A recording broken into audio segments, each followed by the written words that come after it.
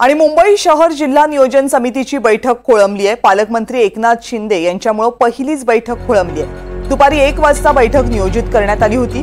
2 तासांचा विलंब झालाय। बैठक अजूनही सुरू झालेली नाही। अर्धा डझन आमदारांसह मुंबई महानगरपालिकेचे आयुक्त, जिल्हाधिकारी, मुंबई पोर्ट ट्रस्टचे अधिकारी सध्या प्रतीक्षा करतात। मात्र अजूनही एकनाथ शिंदे यांची उपस्थिती नसल्यामुळे बैठक सुरू होऊ शकलेली नाहीये।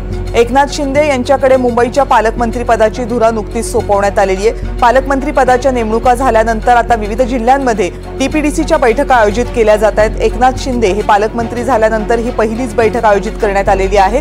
मात्र मुंबई शहर जिल्हा नियोजन समितीची ही बैठक सध्या खोळंबली आहे, कारण 1 वाजता वेळ देऊनही एकनाथ शिंदे या बैठकीसाठी उपस्थित झालेले नाहीयेत। मुंबईमधल्या आमदारांपैकी जवळपास 6 आमदार या बैठकीसाठी उपस्थित आहेत। याशिवाय सगळे महत्त्वाचे प्रशासकीय अधिकारी बैठकीसाठी उपस्थित आहेत। इतर ज्या संस्था आहेत ज्या या बैठकीला उपस्थित असणं गरजेचं असतं, त्या संस्थांचे अध्यक्ष सुद्धा किंवा प्रतिनिधी या बैठकांसाठी पोहोचलेले आहेत। मात्र 2 तास विलंब होऊन सुद्धा बैठक सुरू होऊ शकलेली नाहीये।